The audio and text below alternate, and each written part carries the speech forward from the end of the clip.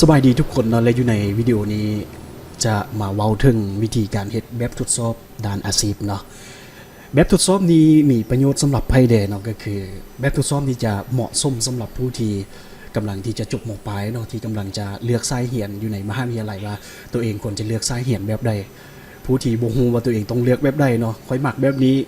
ค่อยมักเฮ็ดสิ่งนี้ค่อยสนใจสิ่งนี้แต่ค่อยบ่ฮู้ว่าค่อยจะเลือกสายเรียนแบบใดแบบทดสอบนี้ก็สามารถช่วยได้เนาะและนักศึกษาจบใหม่เนาะที่ยังบ่ฮู้ว่าตัวเองนั้นควรจะเฮ็ดเวียกอีหยังหรือเริ่มต้นจังได๋เรียนจบมาแล้วแต่บ่ฮู้ว่าตัวเองเฮ็ดหยังใดแดแบบทดสอบตัวนี้ก็สามารถช่วยได้คือกันเนาะที่มันจะบอกว่าอาชีพใดที่จะเหมาะกับเจ้า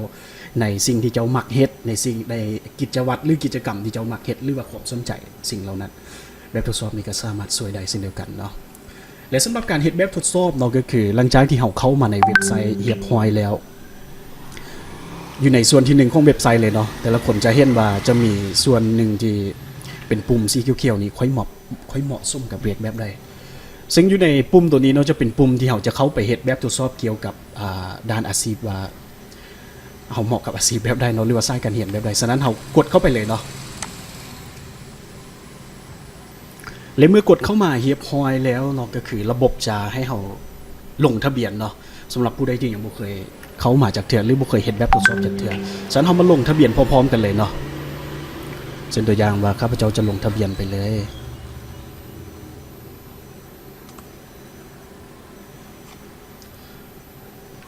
สำหรับสื่อเนาะเฮาก็ใส่ไปปกติ Facebook name ก็ใส่Facebook ของเฮาไปเนาะ password ก็ใส่ไปเลยเนาะตามใจเบอร์โทรเนาะก็ใส่ไปปกติเนาะ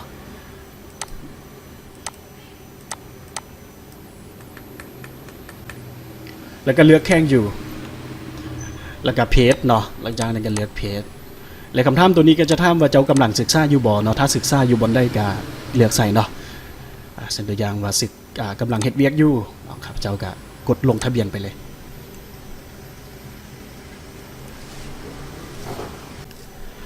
และหลังจากลงทะเบียนเรียบร้อยแล้วเนาะก็คือก็กดโอเคไปหลังจากนั้นมันจะเด้งเข้ามาหน้าล็อกอินอัตโนมัติเนาะฉะนั้นเวลาที่เฮาลงทะเบียนแล้วเฮาก็ต้องจื้อชื่อเนาะว่าเฮาใส่ชื่อหยังแล้วก็พาสเวิร์ดข้าพเจ้าจะใส่ชื่อไปเลยเนาะแล้วหลังจากนั้นก็พาสเวิร์ดหลังจากนั้นก็กดเข้าระบบปกติเนาะหลังจากที่เราล็อกอินเข้ามาแล้วเราก็จะมาเจอหน้านี้เนาะ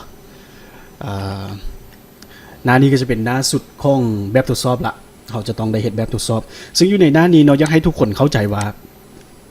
คำถามทุกอันเนาะที่ถามอยู่ในที่นี้เป็นคำถามที่เอามาจากกิจวัตรเนาะหรือว่ากิจกรรมความมักหรือว่าความสนใจต่างๆฉะนั้นการตอบในที่นี้อยากให้ทุกคนตอบให้เขากับหมายความว่าให้เป็นตัวเองไล่ที่สุดและในนี้จะเป็นคำถามเนาะส่วนตัวนี้ก็จะเป็นบ่มักเลยหมายความว่าบ่แม่นค่อยเลยเนาะมักเป็นบางครั้งคราวเฮ็ดหรือบ่เฮ็ดก็ได้มักเนาะมักหลายฉะนั้นการตอบก็จะมีหลายระดับให้แต่ละคนเลือกตอบให้มันถูกเนาะเช่นตัวอย่างว่าค่อยมักเฮ็ดเวียกในรถบ่มักปานใดเนาะเฮ็ดเวียกในรถก็ตอบว่าบ่มักเนาะมักสร้างสรรค์สิ่งต่างๆบ่หมายความว่าอาจจะมักเฮ็ดนั้นเฮ็ดนี้เนาะสร้างสิ่งใหม่ๆขึ้นมาถ้ามักเนาะก็เลือกบ่มักเป็นคนรักสัตว์บ่โอ้ข้าพเจ้านี่รักสัตว์อยู่แล้วเนาะเป็นคนรักสัตว์อยู่แล้วมักในการรวมสิ่งต่างๆเข้าด้วยกันหรือแยกสิ่งต่างๆบอกคำถามตัวนี้หมายถึงว่าการสำหรับบางคนเนาะที่มักซื้ออีหยังมาแล้วมักแกะออกมาเบิ่งมักมางออกมาเบิ่งหรือมักจัดการมันด้วยตัวเองถ้าผู้ใดมักแบบนี้ก็ตอบไว้มักเนาะข้าพเจ้าบ่ปานใดเนาะกับการมางสิ่งของต่างๆหรือแยกมันออกเอามันเข้านี่บ่มักเลยเนาะมักแต่งกินบ่มักหลายเนาะแต่งกินเป็นคนมักปฏิบัติตัวจริงบ่เป็นคนมักเฮ็ดตัวจริงเนาะมักเฮ็ดเวียกนอกห้องการบ่มักหลายเนาะได้เฮ็ดเวียกนอกห้องการนี่ถือว่าเป็นความสุขเล็กๆน้อยๆเลยก็ว่าได้มักลิ้นเกมปริศนาบ่ค่อยมักปานใดเนาะแต่ถ้าได้ลิ้นนี่ก็ลิ้นได้เนาะมักเฮ็ดการทดลองบ่มักเนาะเกี่ยวกับการเฮ็ดการทดลองอีหยังต่างๆมักเกี่ยวกับวิทยาศาสตร์บ่มักคือกันเนาะแต่บ่ถึงกับว่ามักหลายปานนั้น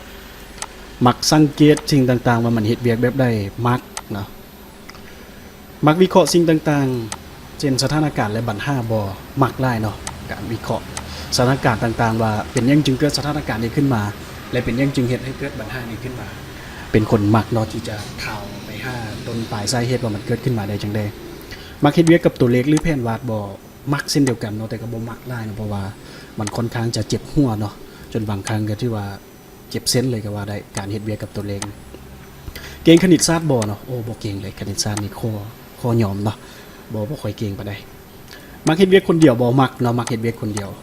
การมักเฮ็ดเวียกคนเดียวในที่นี้หมายความว่าบ่แม่นว่าเฮ็ดเวียกกับคนอื่นบ่ได้เลยเนาะการเฮ็ดเวียกคนเดียวในที่นี้หมายถึงว่ามักเฮ็ดเวียกคนเดียวเนาะมักสร้างงานคนเดียวแต่ถ้าเฮ็ดกับคนอื่นก็เฮ็ดได้เช่นเดียวกันแต่รู้สึกว่าการเฮ็ดเวียกคนเดียวนี่จะ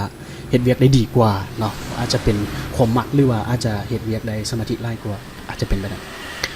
มักอ่านปึ้มเกี่ยวกับศิลปะดนตรีบ่มักเนาะมวนกับการสร้างสรรค์การเขียนบ่มักหลายเป็นคนที่มีความคิดสร้างสรรค์บ่รู้สึกว่าตัวเองก็เป็นผู้หนึ่งเนาะ มักดนตรีหรือร้องเพลงบ่มักหลายมักการแสดงบ่มักอยู่มักแต้มฮูปบ่มักเนาะมักเฮ็ดเวียกเป็นทีมบ่ก็มักเช่นเดียวกันมักสอนผู้คนหรือฝึกผู้คนบ่อันนี้ก็มักในการช่วยแก้ไขปัญหาให้คนอื่นบ่มักเช่นเดียวกันสนใจในการปิ่นปัวผู้คนบ่ปานใดเนาะแต่ถ้าต้องได้ปิ่นปัวก็เฮ็ดได้คือกันเนาะมักเรียนรู้เกี่ยวกับวัฒนธรรมอื่นมักเช่นเดียวกันมักถกเถียงเกี่ยวกับปัญหาต่างๆอยากให้เข้าใจว่าการตอบคำถามตัวนี้เนาะการถกเถียงเกี่ยวกับปัญหานี้ในที่นี้หมายความว่าถกเถียงถึงข้อแก้ไขเนาะหรือว่าถกเถียงว่าปัญหามันเกิดขึ้นมาจากไสและอยู่ในที่นี้อยากให้ทุกคนเข้าใจว่าการถกเถียงปัญหาตัวนี้นี่มันถกเถียงเพื่อที่จะบอกว่าปัญหามันเกิดขึ้นมาจากไสเนาะหรือจะซอวิธีแก้ได้จังได๋ฉะนั้นถ้าว่าผู้ใดเป็นคนที่มักอยู่แล้วเนาะการที่จะฮู้ว่าปัญหานี่มันเกิดขึ้นมาจังได๋เราต้องแก้ไปได้ต่อไปเนาะครับพระเจ้าก็มักช่วยเหลือคนอื่นบ่มักเนาะมีความทะเยอทะยานและตั้งเป้าหมายให้ตัวเองเป็นประจำอันนี้ที่ว่าเฮ็ดอยู่ตลอดเลยเนาะการมีความทะเยอทะยานหรือตั้งเป้าหมายนี้ให้ทุกคนเข้าใจว่าความทะเยอทะยานกับความโลภน่ะมันต่างกันเนาะความทะเยอทะยานหมายถึงสิ่งที่พวกเขาเฮ็ดไปเพื่อเฮ็ดให้ตัวเองนั้น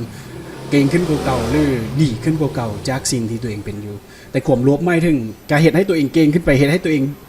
เด่นขึ้นไปเนาะต่างแต่ว่าในความโลภนั้นจะมีผู้หนึ่งต้องเสียไปหมายความว่ามีคนหนึ่งใดมีคนหนึ่งเสียฉะนั้นต้องแยกให้มันออกเนาะว่าอันใดที่เป็นความทะเยอทะยานอันใดที่เป็นความ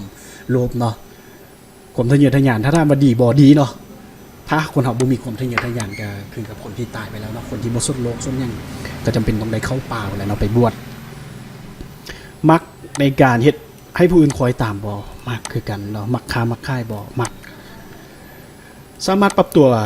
กับเวียกหรือความรับผิดชอบใหม่ได้ดีบ่ปรับตัวได้ดีเนาะมักเฮ็ดธุรกิจเป็นของตัวเองบ่มักเป็นผู้นำเนาะก็คือมักเบาตัวหน้าผู้คนบ่มักเป็นคนที่มักจัดสินค้องให้เป็นระเบียบหรือเซ็นเอกสารหรือว่าตัวเฮ็ดเวียกโอ้ตัวนี้บ่ปานใดเนาะแต่ก็จัดได้เช่นเดียวกันเนาะแต่บางครั้งมันหกก็รู้สึกว่ามันก็งามไปอีกแบบนึงก็เลยบ่ค่อยจะมักจัดปานใดเป็นคนที่มักมีวิธีการที่ชัดเจนในการปฏิบัติเวียกบ่เป็นคนที่มักเนาะเพราะว่าการเฮ็ดเวียกเนี่ยเราควรจะเฮ็ดเป็นขั้นเป็นตอนไปเพื่อที่เวลาที่คนอื่นมาเฮ็ดตามหรือเฮามอบเวียกให้คนอื่นนั้นคนอื่นจะเฮ็ดได้ง่ายๆเนาะมักบ่หรือว่ามีปัญหาบ่เกี่ยวกับการเฮ็ดเวียก8ชั่วโมงในห้องการบ่มีปัญหาเนาะเพราะบางมื้อเฮ็ดฮอด10ชั่วโมงก็บ่ได้เป็นไปยังเป็นคนละเอียดบ่ผ่านได้เลยเนาะกับคนละเอียดบางครั้งนี่ก็ละเอียดเนาะบางครั้งก็บ่ค่อยละเอียดเนาะก็ถือว่าปนๆกันไปมักจัดเอกสารหรือพิมพ์เอกสารบ่ปานได้เลยเนาะเก่งในการรักษาคุณภาพของเวียกของตัวเองบ่เป็นคนที่ต้องได้ทบทวนอยู่ตลอดนะว่าคุณภาพหรือเวียกที่ตัวเองเฮ็ดไปนั้นมันต้องละเอียดเนาะแล้วมันต้องดีเพราะว่าผลงานแหละเป็นตัวบอกว่าเจ้าเป็นคนแบบใดเนาะมักเฮ็ดเวียกในห้องการบ่มักคือกันเนาะเพราะว่าได้เจอกับผู้คนเจอหลายๆคนเนาะหลังจากที่เราตอบเรียบร้อยแล้วเนาะกับความมักหรือความสนใจของพวกเฮาที่แบบทดสอบถามไปฉะนั้นเฮาก็กดส่งคำตอบได้เลยหลังจากกดส่งคำตอบเรียบร้อยเนาะระบบมันก็จะบอกว่าคำตอบได้ถูกส่งไปแล้วและมันก็จะรวบรวมมาให้เบิ่งเนาะและนี่คือหน้าของสายการเรียนและอาชีพที่เหมาะสมกับผู้ที่เฮ็ดแบบสมัครรายที่สุดและอยู่ในที่นี้เนาะครับว่าเจ้าเฮ็ดแบบทดสอบไปเรียบร้อยแล้วซึ่งอยู่ในแบบทดสอบนี้จะมีอยู่6หมวดเนาะที่จะบ่งบอกถึงตัวเป็น